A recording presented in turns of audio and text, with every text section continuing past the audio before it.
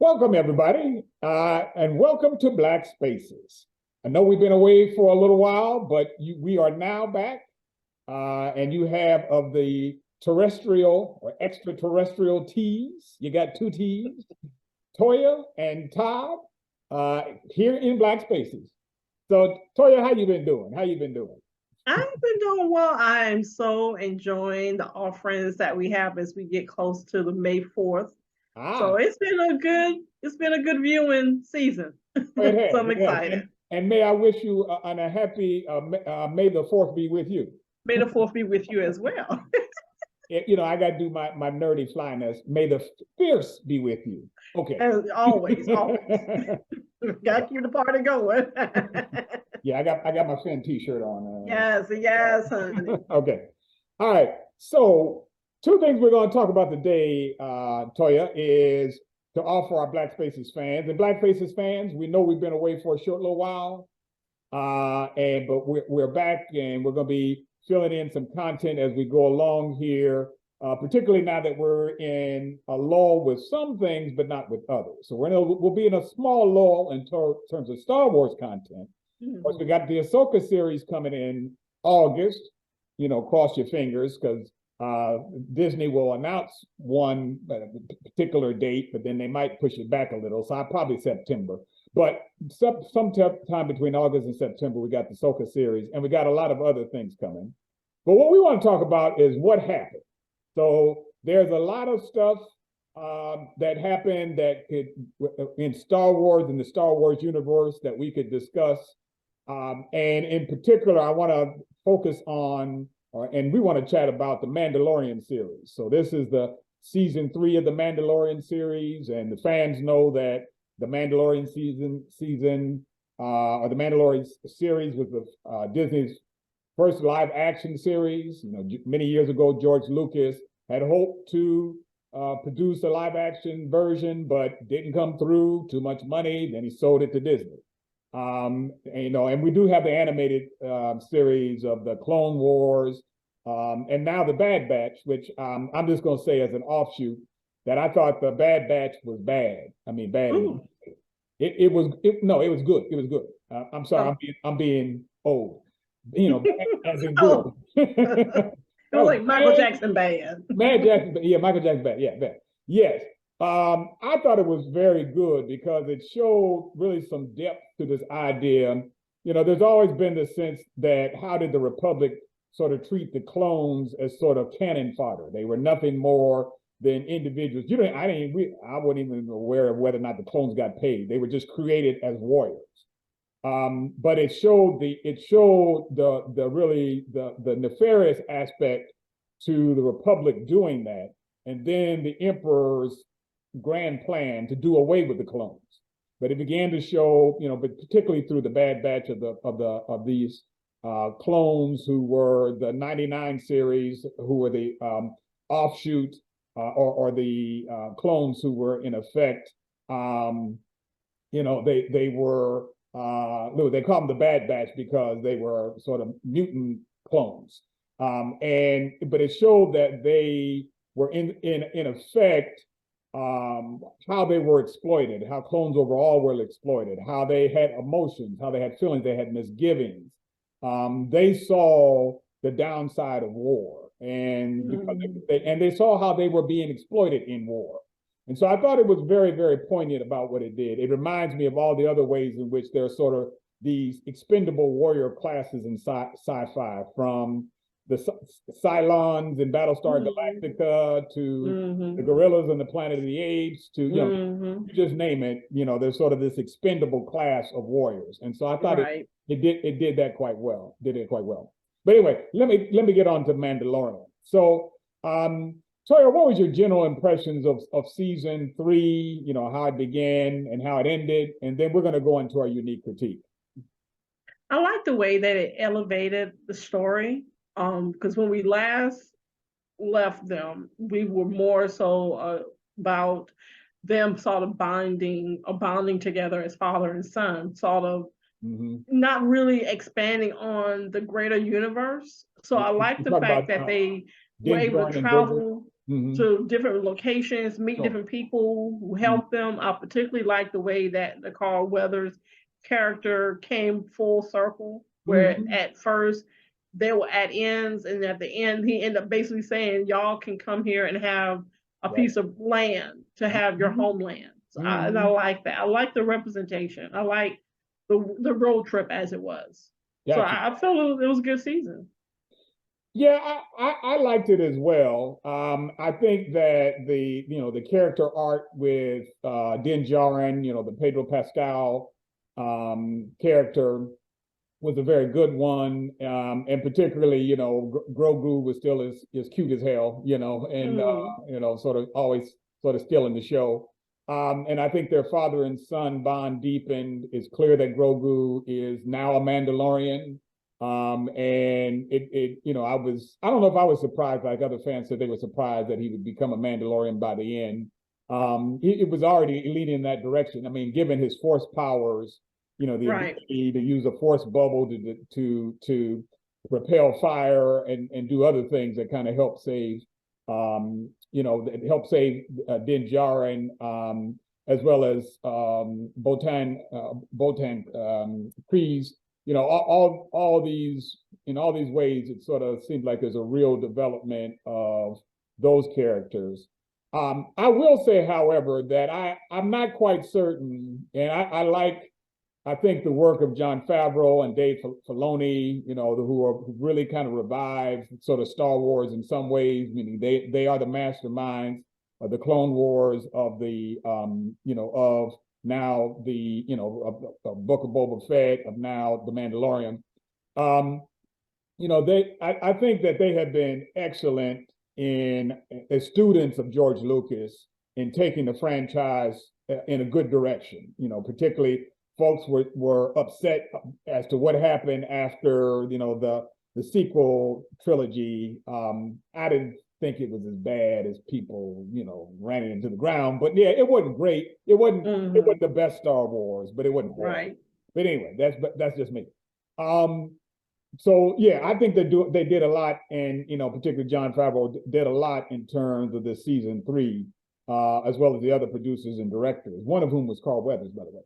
But I was a little disappointed at the end, just a tad bit disappointed.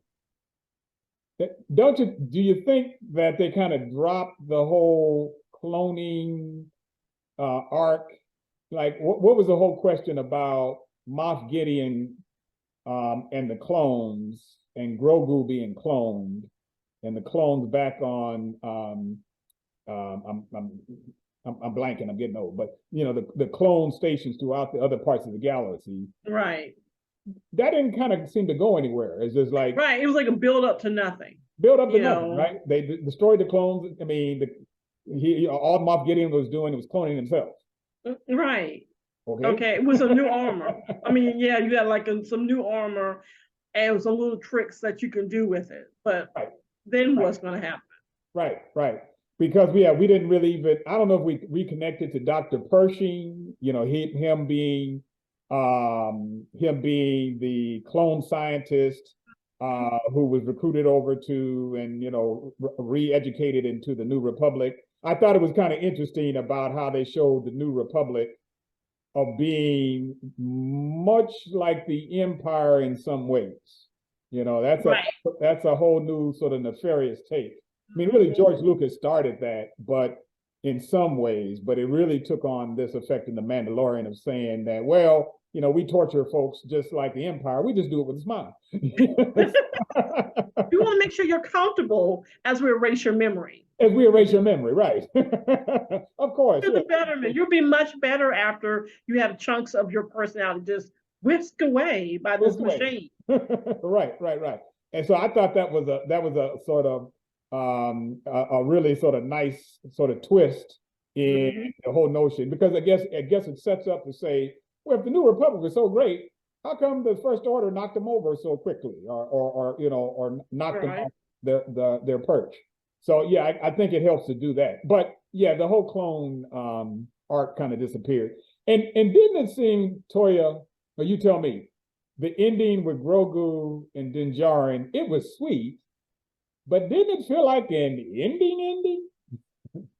it's like there was his little house on the prairie. Right. You know, he sit on the front porch and Grogu was playing in the front yard with the frogs and the lizards and you know, like, oh, isn't this sweet? Like, but wait. And then before we get to that, he's making arrangements to do little pickup missions because he doesn't want to stray too far from home. Mm-hmm. So it is sort of what happens next. So now we have this nice ending. Everything is tied up in a bow. So where's the conflict going to be in the next season? You Right. know, Right. how far ahead are we going to jump? Since this is how we left it, what's going to be the next issue that they have to face? Right. Right. Because again, and literally had that you know, the circle sort of fade out, right? Mm-hmm. Like at the end of Star Wars Episode 4, you know, you had the fade Right. out. Like, you know, happily ever after, you know. Right. So yeah, I thought it would have been good for them to leave something like Moff Gideon escapes, you know, or some other tension that you say, okay, clearly there's going to be an episode, there's going to be a season 4, because right now it feels like they got to pick up. You could have had that sweet ending, I think, but then have something left open, and there's nothing that really seems left open. The Like Mandalorian, a leftover clone that wasn't destroyed. That yes, he had somewhere else in the headquarters, or he had somewhere else on the ship that right, wasn't destroyed. And right, it had like the switch that if everything else was lost, then it kicks into action. right, right. So I think it seemed a little too final to be Mm, to be saying, oh, this is leading to a season 4. Uh, right. now maybe the you know, the strategy behind that is to say, well, we do want to kind of put a pin in the Mandalorian because we have the big reveal with Asoka coming, and they True. have something coming. One of my all-time favorite big bads, Thrawn. So you know, to me, maybe that's one way that folks kind of can literally kind of put their brain on pause about the Mandalorian and focus on Right. Asoka, which I think will be with Rosario Dawson and others is going to be. I That's a think it's good be way to very good. pivot. Yeah, I mean the trailer seems very good from it. So yeah, we'll see. We'll see. Okay, let's get to our unique critique, Toya. So I'm going to let or I'm going to ask you to use your genius and your black speculative sci-fi imagination to give the unique critique about any one of the following characters. So we had Carl Weathers as Grief Karga. We had Giancarlo Esposito as Moff Gideon. We had Ahmed Best return as Killeran Beck, as Jedi Killeran Beck. We had Lizzo. I think Lizzo was just playing Lizzo. No, she's Right. she's playing the Duchess. And then we had Tim Meadows playing sort of Colonel Tuttle with sort of a small part, but sort of the as you and I talked about before the taping, sort of middle management guy in the Right. We can't do that. Next question. So what did you think with regards to from maybe best to portrayal of these characters who are black and or brown folk in Star Wars? Overall, I love the fact that we had so much diverse representation. Mm-hmm. As much as I love Lizzo, I think her episode would be the weakest of all the representation. Okay. You know, I did like the fact that they pointed out her outfit was sort of a throwback to Padma's outfit with the way the skirt and the collar and all that, but it was just so saccharine. And I mean, I appreciate the fact that her and Jack Black was sort of playing off each other and how she was sort of adopted Grogu for the entire episode and he was just her newest addition to court. But I really felt like it did not lend itself to the whole series. It was just like, hey, Lizzo, what you doing? Come on, put this outfit on. Get on the show. And that was it. I think I love the fact of how Carl Weathers has been part of the show from the beginning and how his character has evolved. I think that speaks very well the representation. Okay. That when we first meet him, he's sort of a scoundrel, put it lightly. Right. Now he's a respectable magistrate that still knows how to get down. To get down, when the pirates came, Right. He had to step out in the courtyard and show them, don't let a smooth taste fool you. I still know my way around a lightsaber. And if you need to be convinced, right? If you need to play, if you need to be convinced, I can show you, but I can tell you. And then the fact that he was able to say, hey, I made a mistake. I was wrong how I treat the Mandalorians. Let me make it up to you. Y'all came, y'all saved my town. Let me give you a homeland. I like the fact that we're able to see characters of color demonstrate that empathy. And the contrast, Carl Weathers being the magistrate, the grand magistrate in running stand. You have Tim Meadows, who's just, I'm in his office with this desk. Right. People give me pieces of paper. I got to put this piece of paper in this pile. And yeah, you need some help. But right now we don't have it. I love the fact that, as much as we want to imagine everyone in these universes are like dashing from planet to planet and they're, doing these fantabulous things, there are people that's just simply coming to do their 9 to 5, clock in, right. have lunch, maybe take a nap, and keep on going. You have people coming at your, at your office asking for stuff. So I like that normalcy. I think Tim Meadows, as an actor himself, he was a perfect person to play that because he was so convincing. Because he plays a role that sort of blends in. Because he's literally every man. And of course, Ahmed, I have no qualms saying that when that doors open and he was there to rescue Grogu, my heart sort of like beat up. Like, oh my God, such a full circle. Full circle for how we last saw him. Yes. And the fact that I think that was just the ultimate did well by the character and by the actor. But we're not going to throw you away on the dustbin. Right. We're going to allow you and allow other people to see you as someone who's noble, someone who's make the sacrifices, and someone who knows how to drive a spaceship and get someone away to safety. Right.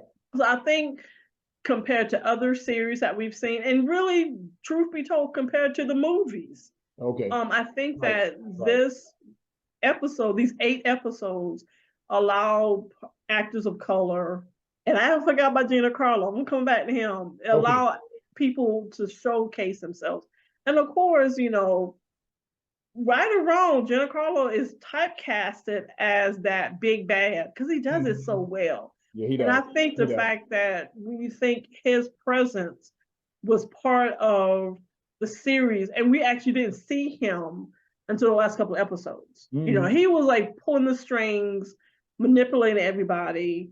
And I think at the very end where they had the showdown and he showed off how he was able to use the armor to his advantage, and he was not going gently. He held his own.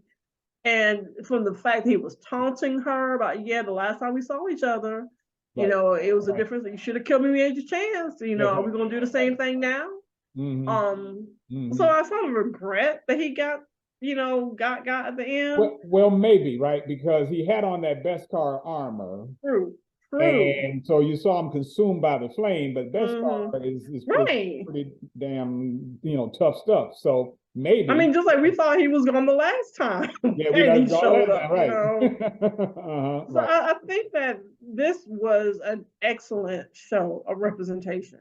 And I would say from Lizzo showing up in her foofy outfit to Gina Carlo, fighting both Mandalorians literally at the same time. He was holding his own against both of them. That's right. To all the characters in the middle, I think that this was really engaging, really entertaining, and if all Star Wars films could be as good at providing us an opportunity to see us as it would be in so many different types of roles, and not just being the sidekick that doesn't do anything but just stand there and wait for somebody to say something to us. Right.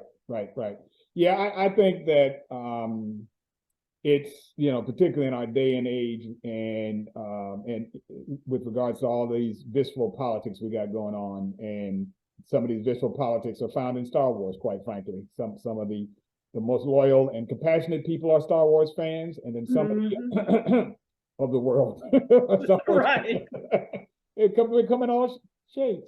So, you know, I think the way in which Mandalorian, in a sort of matter of factual way, sort of makes these important representations of Blackness and of folk. Well, maybe I shouldn't go so far as to say Blackness, because it's not necessarily that they're playing characters who self-identify as Black in the sense of how we see the term. True. But when we see folk on the screen, it's as much for the contemporary audience as it is for the story of a galaxy long ago, far, far away. You know what? Right. You know, Agreed. and so, in that regard, you know, I agree with you across the board here, particularly with Ahmed Best. I don't think I think that he shows a great depth of humanity because Ahmed went through hell. I mean, now I don't like Jar Jar Binks. I think as a character, Jar Jar Binks sucks, but and has some, you know, and some racial overtones. But Ahmed did not deserve, as a struggling Black actor, to be subjected to the level of scorn and derision he was subjected to by some trolls. And to at one point, Ahmed talks about how it was so bad he contemplated suicide. Right. And so, you know, I think for him to come back as nothing less than the savior of Grogu, right? Exactly. The most adorable character we have now that everyone loves. We now have that question answered as to who saved Grogu. Right. And now I can see that story continuing on in season 4 of, you know, well, where did Grogu and Kelleran Beck go from there? Where did the Master and the Padawan go from there? You know, and how did he end up where he was relative to Din Djarin finding him? Right. So, or Din Djarin, yeah, literally finding him as a bounty hunter. So yeah, I agree that it was very good and it kind of warmed many fans' hearts to see Ahmed being done right by this time. You know, across the board on I agree with about Lizzo. It was fun. It was right. You know, outside of the Mandalorian fight, you could kind of just put that episode aside and wouldn't miss much. So yeah, I agree in that regard. So any other thoughts in terms of Mandalorian, Toya? Because we have one last big question we're going to discuss for our fans today. We pretty much covered it, that it was a good season, and we can't wait to see what comes next. I agree. Okay. So the one last thing we'll discuss, and then we'll let y'all go and put on your Star Wars costumes and do what you do for May the 4th, is Disney Celebrations in London announced that there will be a 10th Star Wars movie. Well, we know there's going to be more than 10 Star Wars movies. They're going to keep printing. As long as they print money, they'll keep making. Yes. But this 10th film will be 15 years. It will pick up the Daisy Ridley's character of Rey. She's now Rey Skywalker. It'll pick up 15 years after the fall of the First Order. And the question is asked, if Daisy or Rey appears, why not her compatriots, one of whom was the John Boyega character of Finn? To this day, we still don't know Finn's story. We don't know where Finn came from. We don't know if Lando Calrissian, I don't know if it was his father. I mean, we don't know anything, you know, as to Finn's story. And John Boyega, I think, rightly complained about the fact that they dropped the ball on the Finn character, along with others. You know, the Rosie character, I think she got short shrift as well. There's just characters who got short shrift because they really didn't have a great strategy. I will agree to with the critics. They didn't have the best strategy in going into those films, unlike George Lucas, who maps it out from point A to B to point A to Z. They did not do that, you know, despite the fact I like J.J. Abrams, but it should have been consistent. Right. So what do you think of that rumor or speculation about Finn coming back, and your thoughts about the prospect of reviving Finn if John Boyega, like Ahmed Best, says, okay, Disney, okay, Star Wars, I'm gonna give you another chance? That is the question, because he was very vocal about his displeasure. Mm-hmm. And I think in contrast to the Jar Jar Binks situation, not enough time has passed for him to come back. I think what may happen is that they may bring the character, to your point, of Finn back, or bring him back in a different capacity. Okay. So it's not the actor playing the same character. Okay. It's someone else. I think that they may have hopefully learned their lesson. Right. So that they will give a backstory. Because you're right, all that we knew was he took off the helmet because he was a stormtrooper. And I think it was something where they took them as children, right, and groomed them. But you're right, what led up to you being taken in? And what have you been doing since the showdown? You know? Right. And so I'm always hopeful, optimistic. Okay. That whatever incarnation they bring out is going to elevate and tell the story. Mm-hmm. But I do think that they owe it to Finn, they owe it to John Boyega, they owe it to the fans to do right and sort of clean up what they did incorrectly in the past. Because time has passed. We all hopefully have learned about how representation, true representation, not just putting someone on the screen just to say you have someone on the screen. Right. But actually do something with the character. Right. You know. Right. And when you're not referencing the sort of ethnic or cultural history of the actual actor who plays the character, you've got to give the person a backstory. Right. Because Star Wars has always been about characterization. We care about the characters as much as we care about the plot. And so when someone doesn't have a story and is one-dimensional, that lessens it, and lessens their impact. You know what, Toya, I don't know. I think there'd be a danger if it wasn't John Boyega, because it's like, oh, you done me wrong, and now you're just gonna write me out. yeah, that is a conversation that could come up, definitely. Yeah, so I mean, I know I absolutely agree with you that I don't know how much time has passed. And I don't know if Kathleen Kennedy or the powers to be in Disney have gone back to John to say, John, let's have a conversation. We know, we agree. I think that if he chose to, he would say only on these terms, right? Yeah. And because John likewise went through hell when folks were saying, a black stormtrooper, like, they all got helmets on. How the hell you know what color they are? Right. I mean, they all had helmets. So why couldn't one be black? But I think also and I'm saying that from the trolls, not the good true fans, but the trolls. But I think the fact that they underdeveloped the whole notion of, well, what? Doesn't Finn kind of have the Force? I mean, why couldn't you just say, yeah, he has the Force? It's like he stood toe-to-toe with Kylo Ren at least for 30 seconds. So, and did some things that were pretty incredible. So why not say that Finn is Force sensitive? Yeah, so I don't know. I think it's a danger to say you're going to do this film and not include Finn. And there's a danger if you don't include John Boyega, because I think, that's just like, okay, well, you did good on Ahmed for 30 seconds, but now we got the Boyega.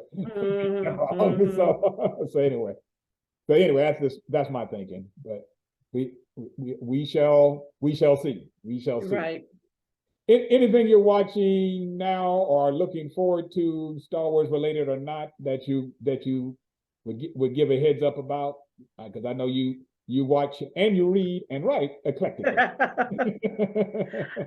think think I'm really looking for the new Marvel universe now that we're in the new phase. I think we're in phase 5 now. Okay. So I know that they're bringing out the Marvels, which is representing with Miss Marvel, which was the Pakistani American teenager. Yes. Tiana Paris, who played the Marvel incarnation that was introduced as part of the WandaVision. Okay. And then Captain Marvel, which is Brie Larson. So I'm excited about that with the Marvel Universe. Okay. And I'm just excited about more representation across the board. Even if we're not the main character, I like the fact that we're seeing, you know, more African Americans. And of course, I'm looking forward to Star Trek. Of course. Brave New World. So I got my asterisk on my calendar for that when it comes back. I want to say that I boo-hoo cried on Picard. Picard was very good. Very good. Yeah, I mean, I think you know, the whole interplay between Picard and everyone else, it was excellent. It was excellent. I don't think you could have written a better ending to that arc of the new generation. Yeah, I'm looking forward to. I think coming out this summer. Well, we got the Star Trek. We got Discovery coming. We've got Strange New Worlds coming soon. But I'm also looking forward to the Foundation series that I think is in mid-summer, if I'm not mistaken, and then Dune, the second episode of Dune. Right, I'm looking forward to that too. Yeah, and I can have fights. I mean, discussions with folk about the white savior complex in Dune, but. But yeah, just discourse, you know, just discourse. differing opinions. Different opinion. Yeah, I'm not gonna fight with nobody, you know. But we will have, you know, I'll have some discussions with folks because we appreciate folks signing in and taking time, whether you agree with us or not, to give a listen and see what you think. Okay, well, this has been absolutely great, Toya. Always. I'm glad it's been a little too long, but you know, you and I are you know, I know I'm not stepping on a line to say that you and I are not professional YouTubers. That we got day jobs. So yes, we do. And we haven't yet monetized because we need more fans. Y'all share this so we can get So we had to attend to our day jobs, but we're going to be back and doing some things. So look for us at this station, and we'll give you a heads up about all the ways you can find us, but particularly here on our YouTube channel, on our Facebook page, and likewise we have links that I'm showing now with regards to all the ways you can reach us on social media. All right, so. Toya, do we need to get a new sign off, or does our old one work? I think the old one works. Okay, all right. Now, because I'm having a senior moment, along, I gotta remember what it is. Don't forget to like, share, and subscribe to help Black Spaces thrive. There you go. See, that's why, you know, she's really the terrific part of the terrific terrestrial team. She's really the terrific part.